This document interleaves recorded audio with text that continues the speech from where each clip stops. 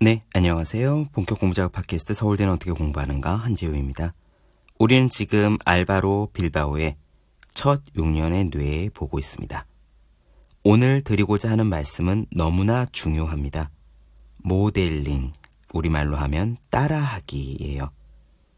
며칠 전에 강의가 하나 있었습니다. 끝나고 질의응답하는 시간이 있었는데 거기서 어떤 학부모님이 이런 질문을 해오셨어요. 아이가 초등학생인데 굉장히 공부를 열심히 한다 했습니다. 욕심도 많아서 대회에 나가서 상 타고 싶어하는 마음도 크고 또 리더십이 있어서 반장 같은 것도 하고 싶어 한답니다. 그런데 이번 주에 아이가 참여했던 여러 가지 일에 대한 결과가 한꺼번에 나온다는 거예요. 아이가 전교 어린이 회장에 나가서 붙느냐 떨어지느냐도 이번 주고 수학올림피아드 나간 결과도 이번 주에 나오고 또 무슨 시험 이번 주에 있고 하여간 이번 주에 되냐 안 되냐에 대한 결과들이 여러 개가 한 번에 쏟아진다고 했습니다. 그러면서 그 어머님의 질문은 이것이었어요. 그 모든 결과가 다 안 좋으면 아이에게 뭐라고 이야기해 주어야 할까요? 아이가 회장 선거에도 떨어지고 시험도 못 보고 상도 못하면 뭐라고 해줘야 할지 눈앞이 캄캄하다라고 하셨습니다. 저는 질문을 다 듣자마자 이렇게 말씀을 드렸어요. 시험과 선거와 대회의 결과가 안 좋을까봐 아이가 걱정하기 전에 제가 보기에는 지금 어머님께서 그 결과가 안 좋으면 어떻게 하나 하고 초조해 하시는 것이 느껴지는데요. 그랬습니다. 사실 시험 성적 자체는 좋고 나쁨이 없습니다.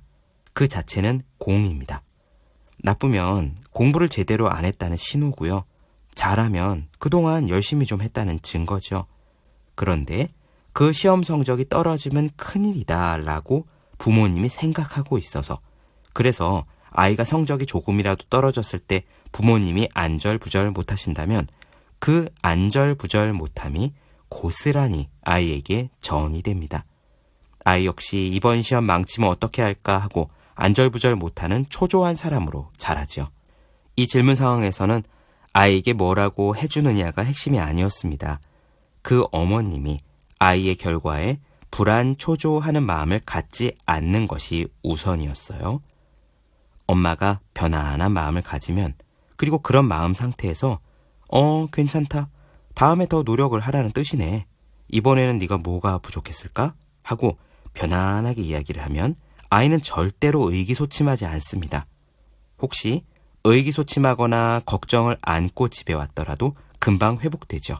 아이에게는 부모님 마음이 태양처럼 강력해요. 해가 뜨면 웃고 해가 뜨지 않으면 세상이 다 컴컴해집니다. 오늘 이야기는 이와 관련이 있습니다.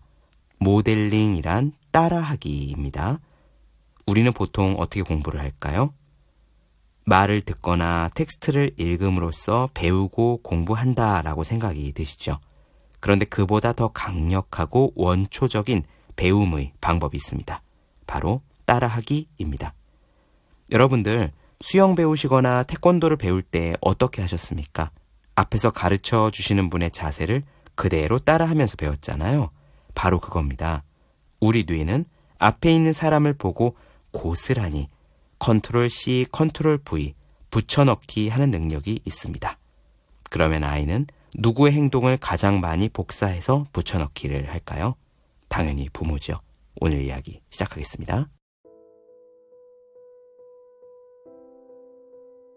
아이의 지성, 감성, 재능의 상당한 부분은 관찰과 모방을 통해서 발전한다. 만일 형제가 있다면 동생이 형을 따라하는 것을 떠올릴 수 있다. 마찬가지로 아이들은 나쁜 점이든 좋은 점이든 부모를 모방한다. 모방은 배움과 두뇌 개발의 가장 기본적인 형태다. 어린 얼룩말은 사자만 보면 그냥 도망치는데 다른 얼룩말들이 그렇게 하기 때문이다.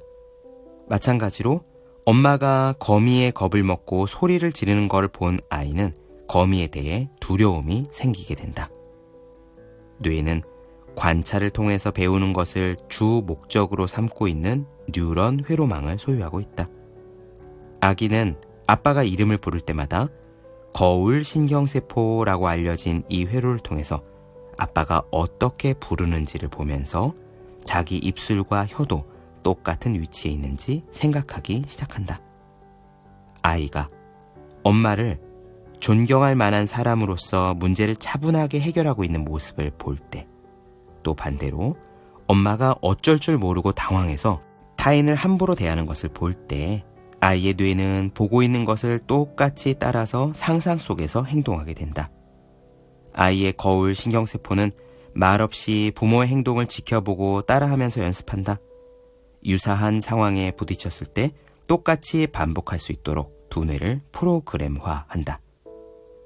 아이의 적절한 행동을 장려하기 위한 첫 번째 방법은 부모가 아이에게 모방할 수 있는 모범을 보여주는 것이다. 자녀가 긍정적으로 사고하는 스타일의 아이로 성장하기를 부모가 원한다고 해도 부모로부터 듣는 말이 정작 언제나 부정적이라면 소용이 없다. 부모에게서 타인이나 자기를 비판하는 소리를 많이 듣고 자라면 타인에 대한 존경심을 키우기가 정말 어렵다. 모델링이 아이들의 학습에 결정적이라는 사실을 보여주는 분야가 있다. 다름 아닌 분노 관리와 좌절감 관리 분야다. 부모의 모습을 따라서 화를 내는 것뿐만이 아니라 부모를 관리하는 것까지도 배운다는 사실이 수많은 연구를 통해 드러났다.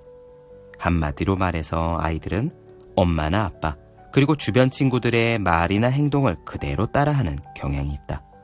그러므로 아이들에게 미치는 우리의 영향은 정말 강력하다고 할 수 있다.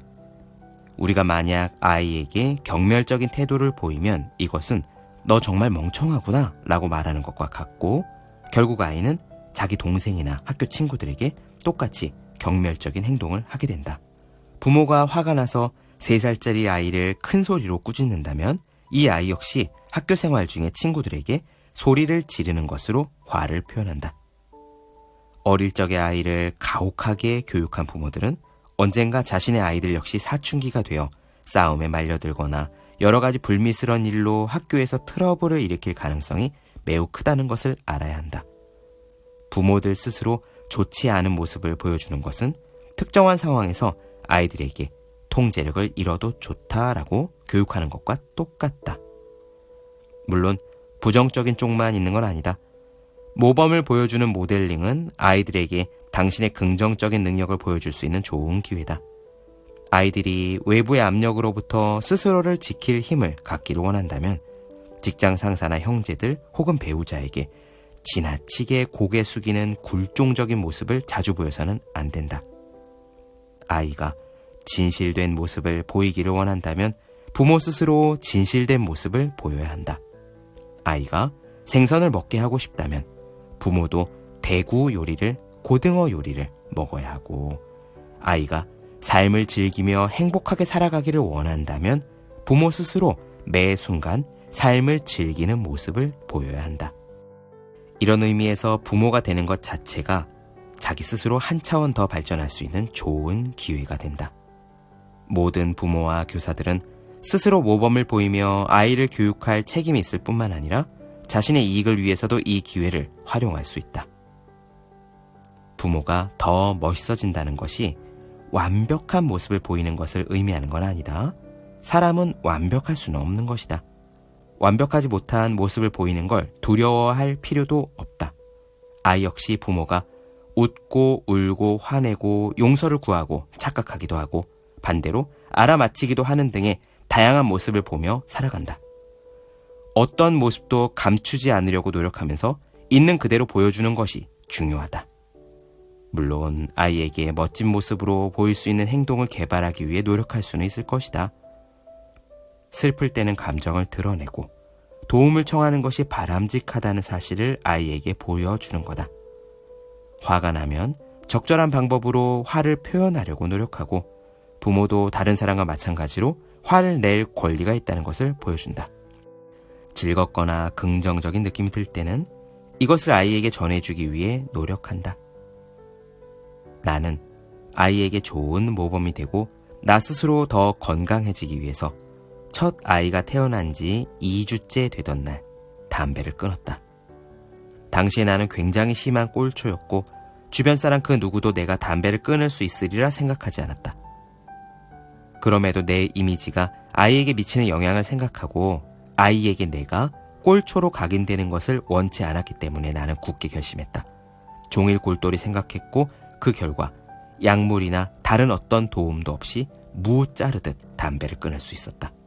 나는 아이에게 좋은 모범이 되겠다는 욕망이 아주 컸다.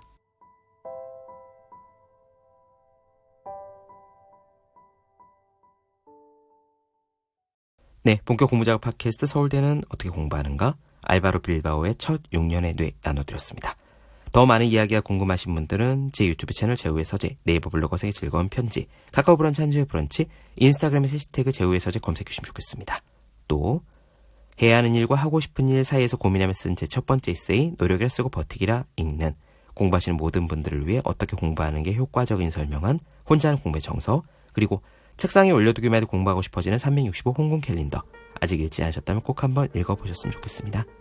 그럼 오늘 여기까지 할게요. 전 다음 시간에 뵙겠습니다. 여러분 모두 열심히 공부하십시오. 저도 열심히 하겠습니다.